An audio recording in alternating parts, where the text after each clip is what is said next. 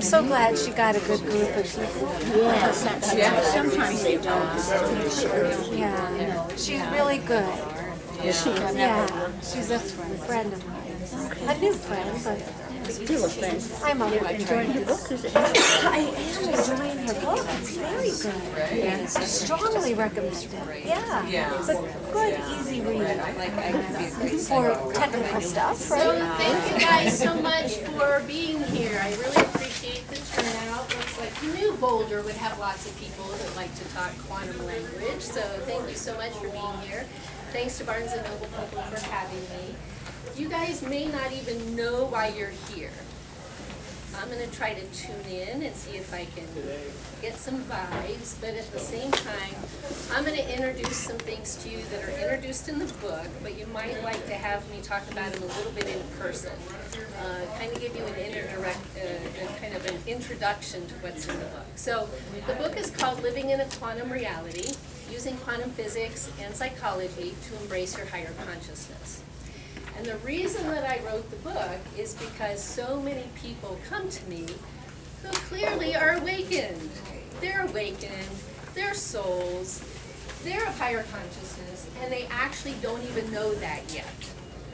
So I love when I hear what they're going through and how often we would bring in quantum physics to help them understand the energies that are at play underneath their experiences.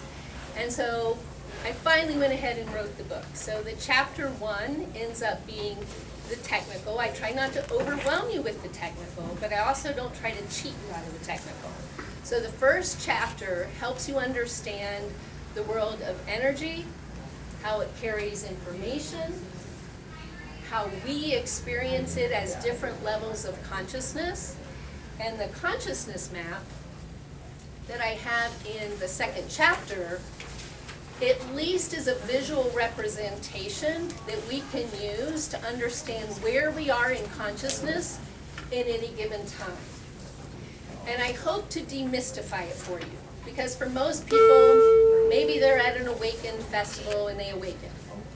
Maybe they're taking psychedelics and they have some transpersonal experiences. What I hope you leave with today is to know that you can learn how to switch and navigate gears at will, just like gears of a car. Usually we're in gear 1, very physical, material, self, safety, security, self-preservation. Yeah, we need that. Gear 2, we kind of go up. We're sensing the energy in things, we're sensing emotions, and what have you. We're sensing relationships. Gear 3, it's about mental energies, and those are the beginning of things, but there's much, much more. So I'm going to dive into that a little bit today. I'm going to introduce some things that I think you might find helpful, but at the same time, I want this to be open if someone has a question, if someone wants to relate a very specific personal, a transpersonal experience that they want me to address. I want to invite you to do that. I learned from my first book signing, this is only my second, so thank you guys for being here, that a lot of people were too shy to bring up some things, and so that's why today I went ahead and had a little bit more prepared. But before I get started, is there anything in particular that anybody is hoping that I cover today? Feel free to raise your hand and let me know what it might be. Okay, we're shy again. Come on, yay! Satori or bliss? Bliss. We'll talk about bliss. Thank you for that. Okay? Anybody else? Anything they're hoping that I cover? Out-of-body experiences? Out-of-body experiences. Thank you. We will definitely talk about how those are possible. Actually, I think there's a book called After the something, the dishes, like After the Bliss, the dishes or something. I can't remember what the name of it is, but basically. Cute title. Yeah. You still have to wash the dishes. Yeah. You have your experience, but how you actually work in the human realm with these, how you actually bring the two together. And Absolutely. We're going to definitely talk about that because that's the most important thing, ecstasy. right? After the ecstasy, After the dishes. the ecstasy, the dishes. So true. Absolutely so true. And I think those are my clients mostly who are like, I need to do the freaking dishes. What do I do with this awakening thing? Yes? Spirit awareness. Spirit awareness, as in when we see other entities and have clairvoyance, or spiritual energy awareness? Both, okay. Anybody else? The way the brain and the heart interact, the way the energy of the heart entrains the energy of the brain. Oh, awesome. Seriously, cool. Thanks. Okay, we will. Thank you. I didn't know we'd get that deep today, but I'm game. Anybody else? All right, well, you've given me some places to go. So again, the reason we want to know this is because usually we think it's just by accident. It's just by grace. It's just by blessing. But I want to say that anybody that's had an awakening spirit experience is no different from anybody else here. Okay? It's just that certain conditions came together that allowed for that experience. Okay? But you guys can all learn how to do it, and you can learn how to repeat it. So I brought some markers, and I'm gonna play. And I'm gonna first kind of tell you why I'm bringing quantum physics in the mix. Because quantum physics first started examining, like, who are we, right? They started trying to go deeper. Most of us learned, oh, you're made of atoms. What's an atom? I don't know, some little squiggly particle things in a bunch of space. And it's zapping around, right? And then yet, they went deeper, and they would look inside that little particle, and they would find that it was 99.999, however many %, space. But then they would look in that particle, and the same thing every time they went down this quantum rabbit hole.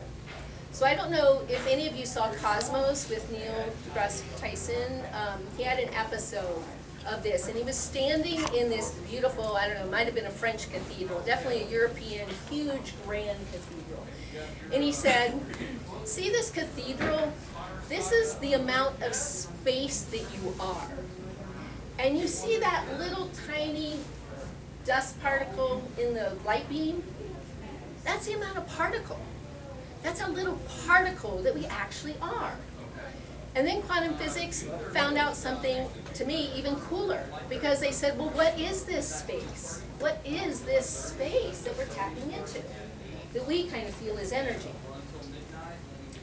And they noticed that in less than a proton volume, okay, that's pretty small, less than a proton volume of space, there is more power than in all the material known universe.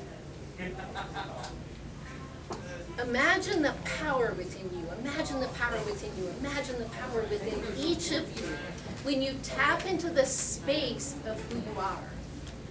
And when we tap into the space of who we are, something incredible happens. It always takes me into ecstatic tears, because I'm kind of going there right now, just being able to talk to you guys about this. So thank you. But really something incredible happens. We can feel the vibration shifting. We're going into this space of who we are, and the more we stand open, we don't have to do anything. Notice if you try, you come out of it, okay?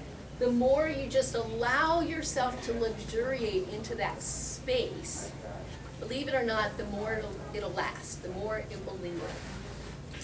And it will take you into states of bliss, because you are no longer in a state of consciousness that is confined to your material perception that you're normally looking through, right? So let me talk a little bit about this wave energy reality versus the particle, because the wave energy reality is really like our spirit reality. Our spirit body, that if we have an out-of-body experience or we have a near-death experience, and I seem to be an orb whisperer. I can't even tell you how many orbs I seem to capture in my camera. And I remember right before my father died, of course that'll make me cry, but literally that evening, I didn't know he was going to be gone by 6 o'clock the next morning.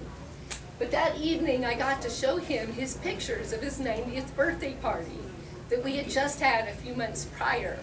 And there were all kinds of orbs in those pictures. And Dad, you know, not really believing, but he looked at me and he's like, what do you think that really is?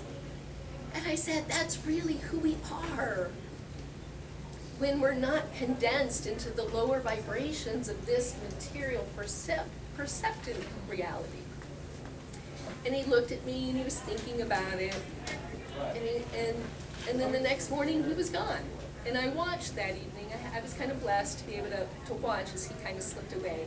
And I could feel, so I had no idea though he was gonna be gone the next morning, but I could just feel his soul consciousness leaving the body. It was lifting up. It was as if he finally gave himself permission that maybe there was something else and that maybe it was okay. And I remember about 3 in the morning that I have to go somewhere. I have to go somewhere. Where do you have to go, George? I don't know. I have to go somewhere. I have to go somewhere. And I found out later that's one of the common experiences of people who are nearing death, that they feel like they have to take a trip. Something's calling them. So I'm going to diagram over here and talk a little bit more about this consciousness map. And I tried to pass a few out. Maybe if you notice that people nearby you don't have one, maybe some people can spread them around and share a little bit. And then that way, because I know you're not going to be able to read all of this, but we can kind of talk about what's actually happening. This one here. You guys need him? Anybody back there? Oh, come on, check it out. Come on, come on, come on. Okay, and am I speaking loud enough? I don't want to scream, but I want to make sure at the back. Can you guys hear me okay? Yes. Okay, cool. All right, so imagine that. If I say something really resonates with me, have you guys said that before? Have you felt that before? Yeah? Notice that's something actually really real. So imagine that, well first I'm going to draw like a stick person, I'm not the artist. I'm going to draw a stick person and I'm going to borrow a chakra language for a moment. So forgive my back for a moment.